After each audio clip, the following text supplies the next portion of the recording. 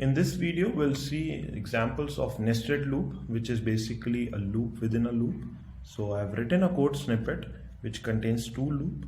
Loop 1 which with loop counter I, and it iterates from 1 to 5, and within this loop body we have another loop that has loop counter j, and it iterates from 1 to 4. So we have cout statement in the outer loop body and the inner loop body. So basically the inner loop body is also within the outer loop body. So I'll run this code, we'll see what the output is, and then we'll understand how the nested loop works. So this is the output. Now if you see the first line, there is written for I equals to 1 and I is less than equals to 5 I plus plus. So I will iterate from 1 to 5. So the first print statement that we are getting is outer loop triggered and I is 1. So in the first iteration I will be 1. Now within this iteration we have another loop for j, and this one will iterate from j equals to 1 to 4. Now this whole print statement, whatever we are getting, is within the single iteration of I, when I is equals to 1. So here we can see that the inner loop print statements are getting executed. So inner loop I equals to 1, j equals to 1, I equals to 1, j is equals to 2 till time j reaches 4. So in all these statements, the value of I remains same because it's the first iteration of the variable I. Now in the second iteration, when the value of I reaches 2, the j will again iterate for 4 iteration, and this will like go on till the time the value of I reaches 5, and this will be the last iteration for the outer loop. So if we see this statement gets executed in a total of 5 cross 4, that is 20 times. So 20 times this statement will get executed. Okay, so now we'll see another example of nested loop. So in this example, what we have to do is we have to print this pattern. Now I have written some code which directly prints, it's like having 5 cout statements that simply print this pattern. It's one way of doing it. So let's try to run it and see if we are able to get the correct output or not. Cool. So we are getting the same output as defined in the problem statement. Now let's write this code using loops. So here what we can see is there are two variables. One is the row counter and other is the column counter. So when row is 1, only we have to, we are printing till 1. In the second row we are printing till 2, and so on and so forth. So this is like a classic example of nested loop, where we take two loops and both of them are like the second loops run till the value of the first loop counter. So let's try to write the code for this one. So let's take the first loop variable, which is the row variable. So it is running from I equals to 1 and I is less than 5.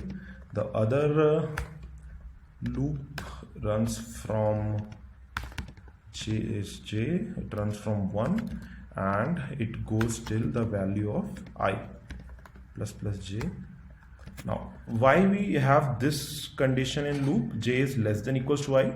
Because for the second row, the number of columns that we are having are also 2. So the number of columns should also not increase the number of row count. That's why we are having j is less than equals to I. Here we are going to print the value of j, and this is delimited by space. After this we are going to do cout enter. So after each row we are having a new line, so that's why we are doing enter. So how this will work, let's remove this. So for the first iteration, for the first row, the value of I will be 1. So I is initialized 1, this condition evaluates to true, and then the control reaches the second loop. Now in this, the j is initialized, the value is assigned 1, and j, which is 1, should be less than the value of I, that is 1. So the condition is true and 1 gets printed.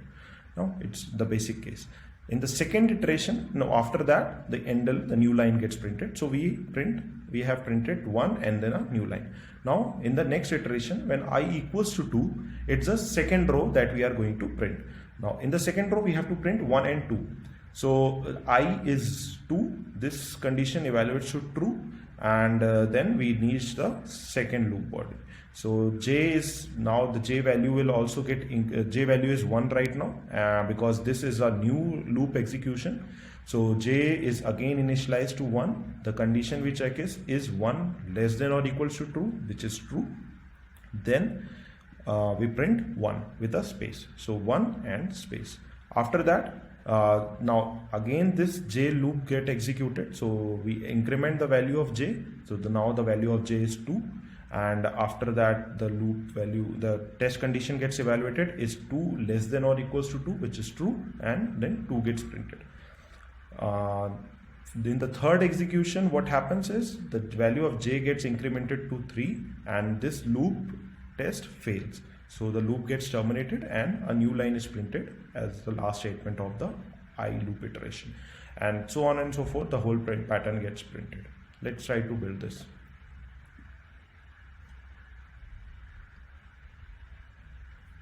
So we are getting the correct output here. So that's how the code works in this one. Okay, next let's see an example, the third example for nested loop. So we have a problem statement. Write a program to input an integer n and print all the pairs of positive numbers such that the product of that pair is n. So let's take an example of the sample input. If n is 12, the output that we are getting is this.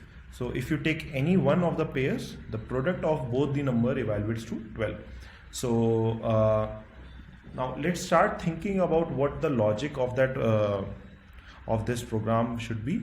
So if we iterate through all the number of possible pairs that we can form from 1 to n. So like assume that we somehow get a list of all the pairs that can be created from 1 to n, and we add if condition to that the product of two numbers is the product of the two numbers in that pair is n, then print it, then we will be able to solve this problem. So the first thing that we have to do is we have to create a sample set where we have all the pairs that can be created from numbers 1 to n.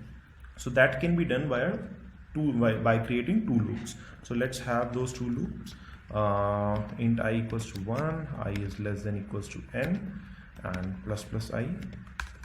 Now let's have another loop in j equals to 1 and j is less than equals to n, and plus plus j.